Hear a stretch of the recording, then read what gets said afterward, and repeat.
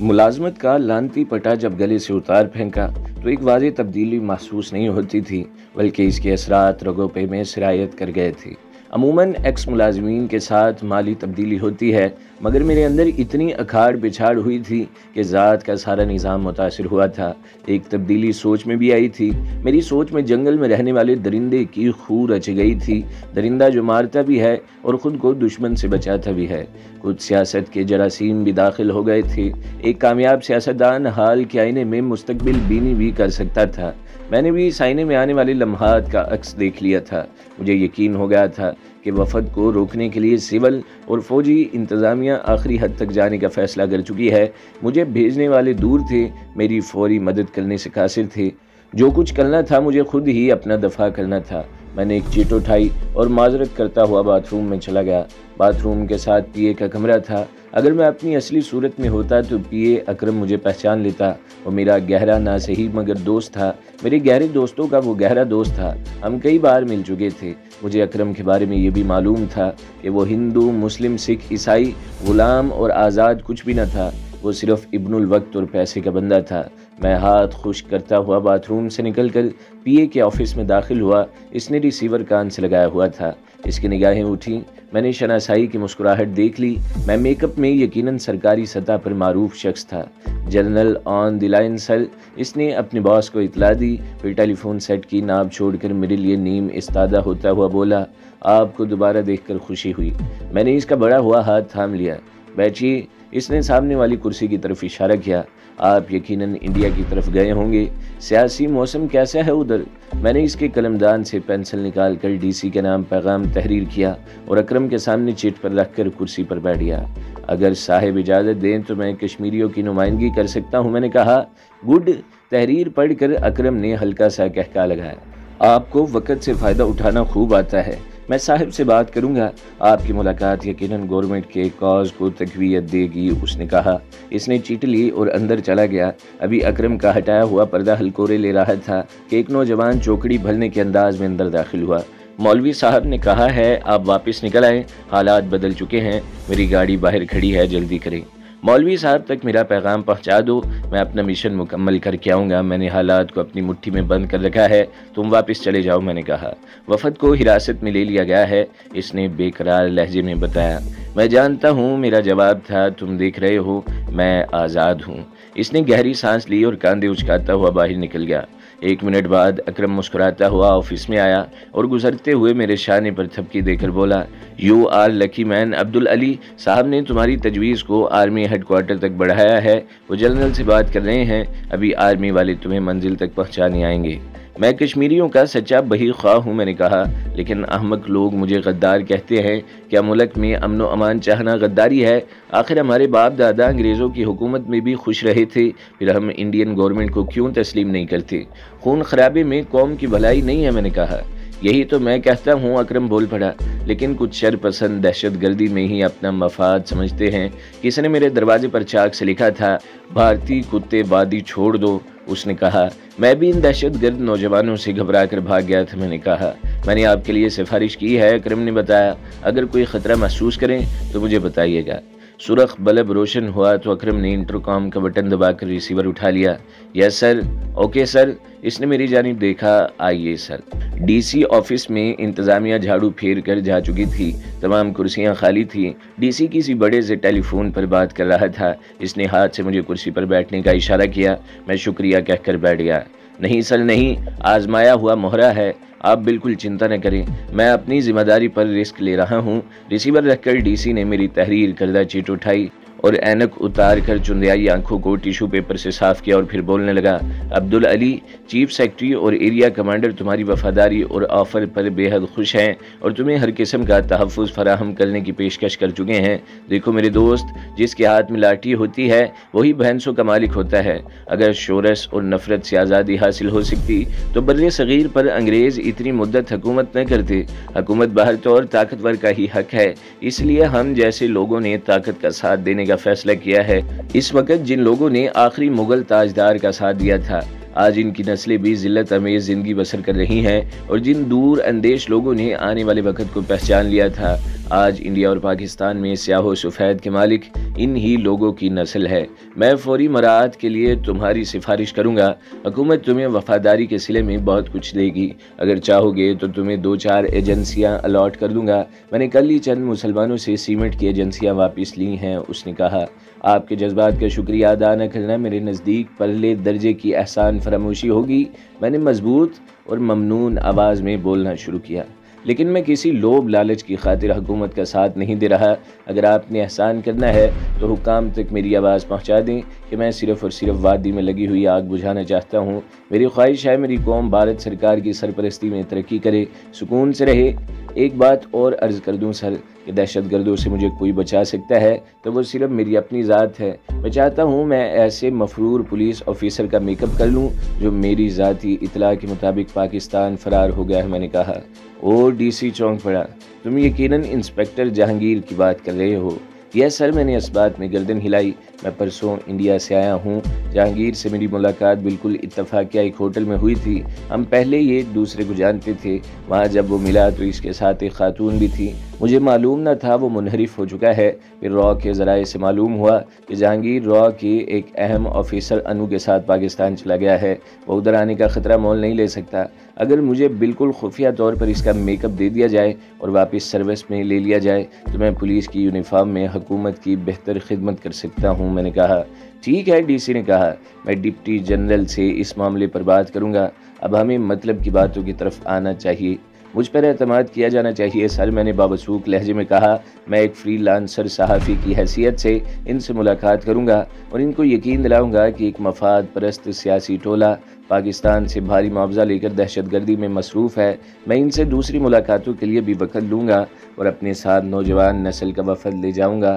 اگر مجھے انتظامیہ نے اجازت اور سہولت دی تو ان لوگوں کو وادی میں گھماؤں گا۔ ان سے ایسے لوگ ملیں گے جو دہشت گردی کی مخالفت کریں گے اور عالمی برادری سے دہشت گردی ختم کرانے کی اپیل کریں گے۔ میں نے کہا، میرا خیال ہے حکومت تمہاری دوسری تجویز سے اتفاق نہیں کرے گی۔ ڈی سی نے سر کو نفی میں ہلایا۔ تم جانتے ہو میں ابھی اس تلخ حقیقت سے انکار نہیں کروں گا کہ کشمیری قوم آزادی کی جنگ لڑ رہی ہے۔ اگر غیر ملکی مہمانوں کو باہر لے جایا گیا تو ہم ان کی آنکھوں پر پٹی نہیں باندھیں گے، ان کی سماعتوں پر کوئی پہرا نہیں ہوگا تو وہ جلے ہوئے گھروں کو دیکھ سکیں گے اور فریاد کناں لوگوں کو سن لیں گے۔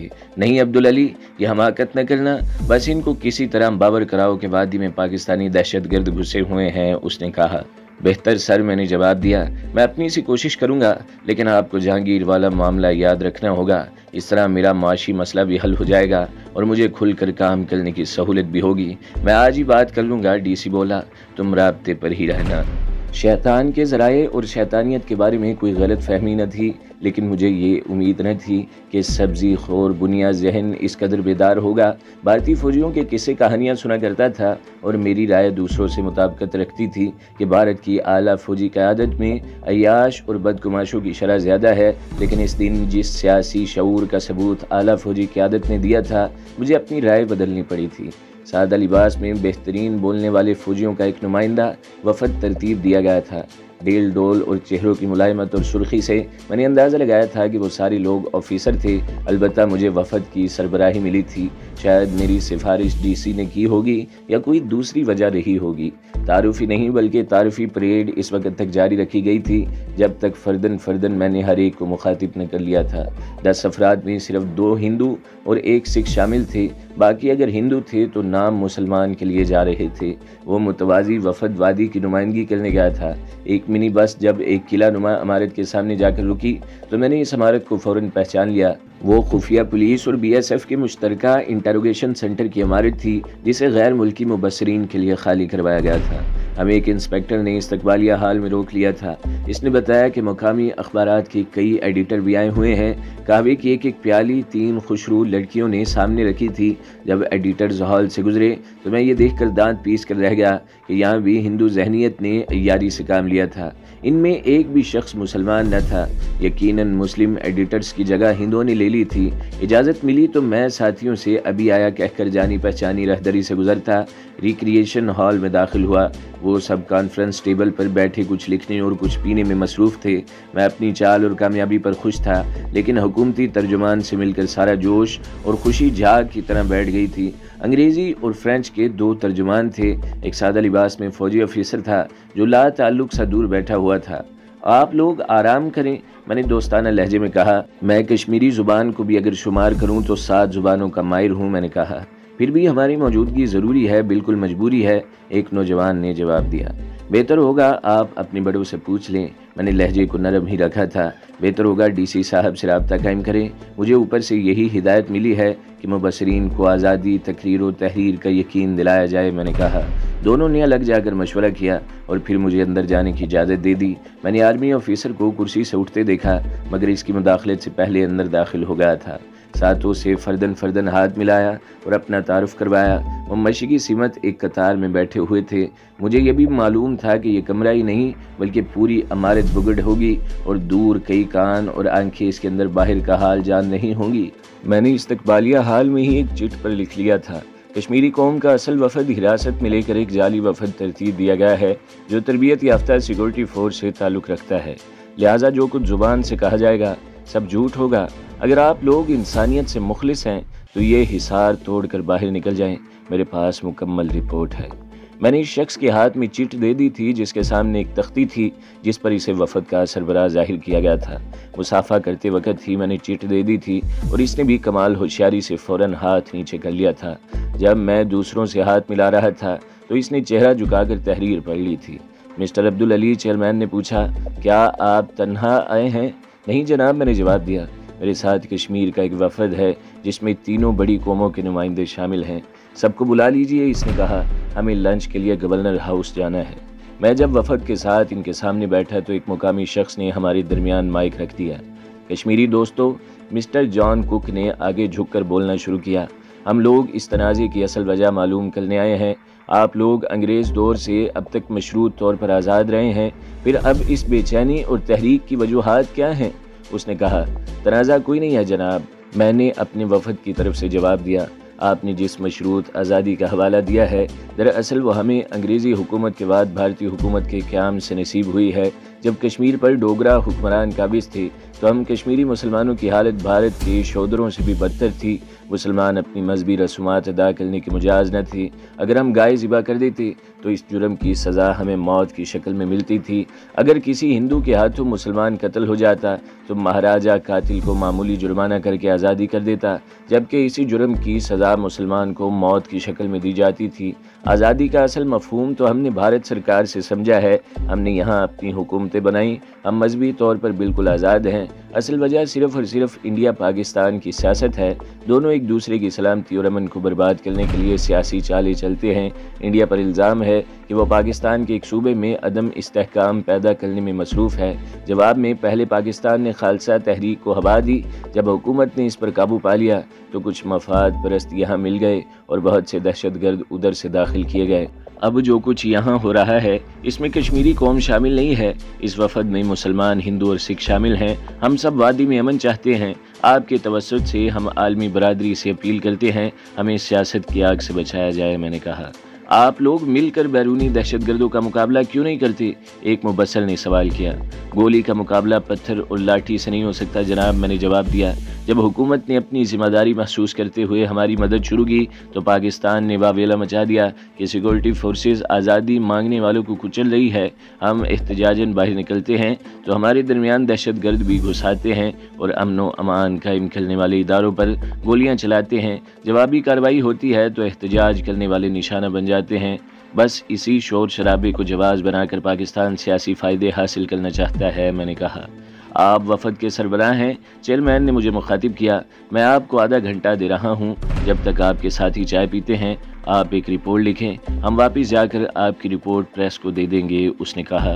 اس نے میری درخواست منظور کر کے میرے لیے اصل رپورٹ دینے کا بہترین راستہ نکال دیا تھا، ورنہ سب کی موجودگی میں میرے لیے رپورٹ پیش کرنے میں خاصی دشواری پیش آتی۔ مجھے سائیڈ روم دے دیا گیا۔ کیمرے کی آنکھ کو دھوکہ دینے کے لیے میں نے ایک ورق سیاہ کیا اور باتھ روم میں جا کر رپورٹ کا لفافہ نکال کر بغل میں دبایا اور ہاتھ جھٹکتا ہوا سائیڈ روم سے ہال میں چلا گیا۔ چیئرمین نے شکریہ کہہ کر لفافہ اپنے بیگ میں رکھ لیا تھا۔ مبصرین صدرالدین کا وفد اور ہم ایک ساتھ ہی عمارت سے نکلے تھے۔ ان کو لنچ کے لیے جانا تھا۔ باہر کچھ رپورٹر کھڑے تھے، ان کو محافظوں نے روک رکھا تھا۔ انہوں نے دور ہی سے کچھ سوالات اچھالے اور فوٹو لیے تھے۔ میرے ذہن میں جو منصوبہ تھا اس کے لیے وہ فوٹو کار آمد تھے۔ ڈی سی نے بڑی والہانہ انداز میں میرا ہاتھ دونوں ہاتھوں میں لے کر شانہ بشانہ تھپتھپایا۔ اس کا مطلب تھا میرا اندازہ غلط نہ تھا۔ وہاں کی رپورٹ جہاں کہیں ریکارڈ ہوئی تھی اس کی نقل ڈی سی تک پہنچا دی گئی تھی۔ عبدالعلی، تم نے پھر اپنی جگہ بنا لی ہے اور اپنا قد بڑھا لیا ہے۔ تم نے مختصر مگر جامع گفتگو سے مہمانوں کو متاثر کیا ہے۔ کمشنر صاحب اور ایریا کمانڈر نے تمہاری بڑی تعریف کی ہے۔ میں نے تمہاری تجویز بھی منظور کروا لی ہے۔ آج شام 6 بجے تمہیں پولیس ہیڈ کوارٹر میں پیش ہونا ہے۔ ڈی سی نے انٹرکام پر پی اے سے کہا کہ عبدالعلی کے لیے تعارفی خط تیار کرے۔ جب میں ڈی سی آفس سے باہر نکلا تو میری وہ حسیات پوری طرح بیدار تھی جسے تربیت نے مزید فعال بنا دیا تھا۔ ایک نیلی پیکارڈ کا ڈرائیور بڑی الجھن میں تھا کیونکہ میں پیدل تھا اور اسے میرا تعاقب کار میں کرنا تھا۔ مجھے یہ معلوم نہ تھا کہ اس کا تعلق کس سے تھا۔ اسے سیکیورٹی والوں نے میری نگرانی کے لیے مقرر کیا تھا یا عبدالعلی کے لیے کسی مجاہد کمانڈر نے بلیک وارنٹ جاری کیے تھے۔ غدار کو وہ لوگ جینے کی سہولت نہیں دیتے تھے۔ میں دن کی روشنی میں بھی اندھیرے میں تھا۔ وہ جو بھی کوئی تھا میرے تعاقب میں پیدل چل پڑا تھا۔ سارے راستے ویران اور مخدوش تھے۔ مجھے اصل روپ میں جاننے والے نہ جانے کس زندان میں بند تھے اور عبدالعلی کے نام سے واقف سرکاری مشینری دفتروں میں مصروف کار تھی اور میں ایک انجانی دشمن یا دوست کے رحم و کرم پر سڑکوں اور گلیوں کی خاک چھان رہا تھا۔ بسوں کے اڈے پر خوب چہل پہل تھی۔ وہاں مسافر، پولیس والے اور فوجی ادھر ادھر گھوم رہے تھے۔ مجھے کسی ایسی ہی جگہ کی تلاش تھی جہاں دشمن وار کرنے سے پہلے کئی بار سوچے اور دوست دستگیر بن سکے۔